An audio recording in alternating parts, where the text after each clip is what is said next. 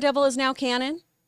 At least the Netflix one, right? Mm-hmm. We've got all those characters coming. And we had speculated a few weeks ago about who would return from the Netflix universe into the proper MCU. And one of the ones I desperately wanted back in the mix was Jessica Jones. I freaking love Jessica Jones. I love that whiskey swilling lady. I think she's wonderful. I think the adaptation they did was great. A few missteps once we got to season 3, I felt, but overall, really, really strong show. And I think she is phenomenal in the role. And we got a little tease from Ms. Jones herself, Kristen Ritter, talking about how she could be coming back on board in Daredevil Born Again. So this one is over from IGN. Cosmic Marvel tweeted about this too. Kristen Ritter shares a new video on Instagram wearing the same shirt as Jessica Jones with the caption, "If you know, you know," and those eyeball emojis. Wow. Now, she could just have taken that from set, and it could just be a reference of like, hey. Yeah, if you know, you like, know. look at me. Look at me. Yeah, I want to come back. If you watch Jessica Jones, you know this. I'm rocking her This was T-shirt. his shirt, He's going to yeah. be a She part put of it- another new story later on, too. The Sonic one. But yeah, this one, she's a great actress. She's wonderful. I remember watching season 1 of Jessica Jones, and I was one of the people that actually liked it. Like, I didn't think it was bad at all, because there's a lot of people that didn't like it. I feel like it had a really strong first season reception. I think now, retroactively, people like to talk about how it wasn't that good.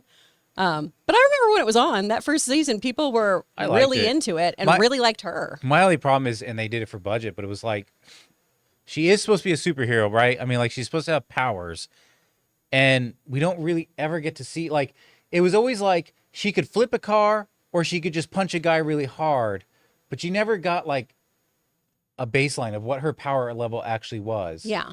And it was inconsistent. It's like if she got mad, maybe a door would come off the hinge, but then maybe she could also do more than that. But it seemed like the same amount of effort. Yeah. And then I think maybe in season 2 or something, they finally showed that she could jump really far. Yeah. But all they I heard did about was cut on close up to her shoes, kind of turning and jumping off the ground, And then superhero landing. superhero landing, and it was like, why don't you ever show us her powers? We saw Luke Cage's powers all the time. Well, We spent and so much money on. We saw their powers together. Yeah. Well, that was the power of love, baby. That That was But very Huey Lewis and the News aside, Power Hour.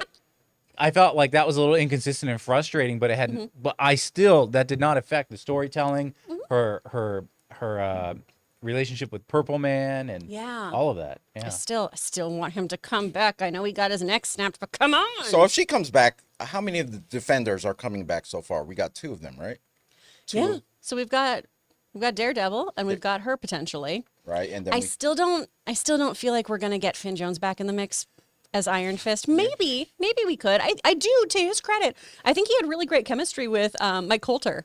I loved their scenes together. Yeah. And again, I've said this before. My personal take is that Iron Fist really suffered from poor time management. They rushed that. He had no time to practice his fight choreography. So a lot of the sloppy things in that show, he had nothing to do with. That too was another situation where it was frustrating storytelling. It reminded me of. Did you ever watch Carnival on HBO? Yes.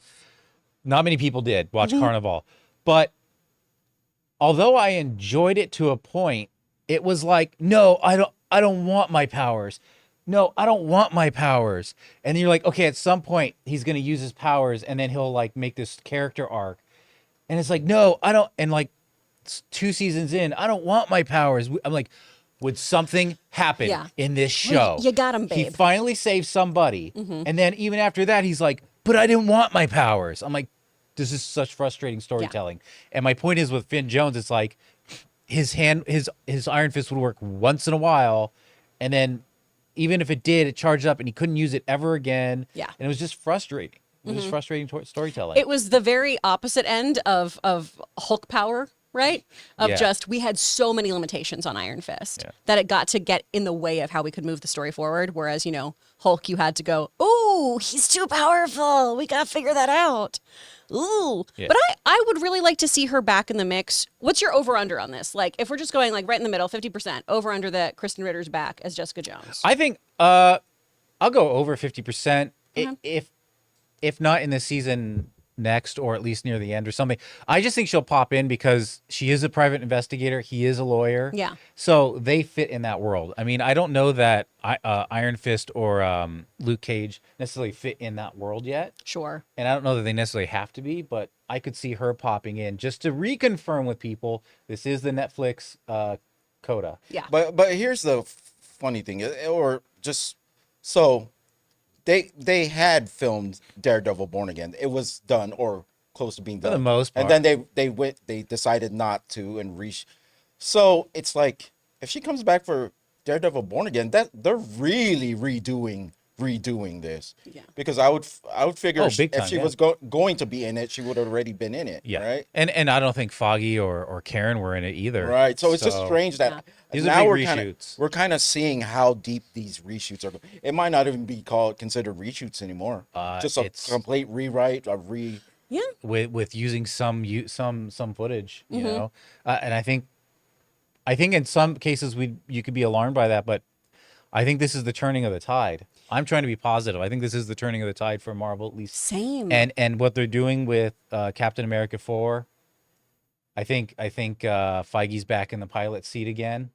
So I'm going to be hopeful. So I'm thinking we have possibility to really have a great Deadpool, a great Daredevil, a great Captain America 4 and Thunderbolts, and have an upward trajectory with the MCU. And I'm if with not, ya. then honestly, if not, it's not the end of the world. No. I just don't want any of these characters to be shoehorned in. Yeah. Like Sure. as in like, oh yeah, she wants to come back. Okay, we'll come back. We'll write you in. You know, I don't want that. If That's a great if point. she doesn't fit, save it. Sure. Yeah. Save it. Exactly. And you know what?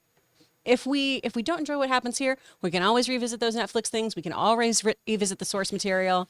I know sometimes that's hard to hear too as comic book fans of, hey, if it isn't exactly what we want, no big deal. Yeah. We'll get them next time, or we'll go back to what we really, really love. And that's the comics themselves usually. Yeah. And or we'll just see what James Gunn does with DCU. Exactly. Yeah. So. High hopes over there too.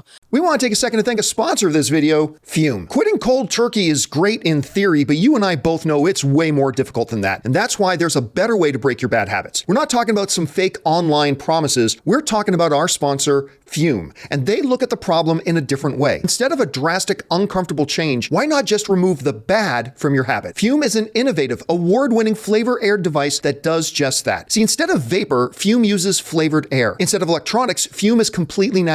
And instead of harmful chemicals, Fume uses delicious flavors. You get it. Instead of bad, Fume is good. It's a habit you're free to enjoy and makes replacing your bad habit easy. I personally didn't know what to expect when I first got my Fume. I mean, I've never liked vapes, but my goodness, the taste. The first time I tried it, I was completely sold on it. It was incredible. Stopping is something we all put off because it's hard, but switching to Fume is easy, enjoyable, and even fun. Fume has served over 150,000 customers and has thousands of success stories, and there's no reason that can't be you. Join Fume in accelerating humanity's breakup from destructive habits by picking up the Journey Pack today. Head to tryfume.com and use the code CAMPEA to save 10% off when you get the Journey Pack today. That's tryfum.com and use the code CAMPEA to save an additional 10% off your order today.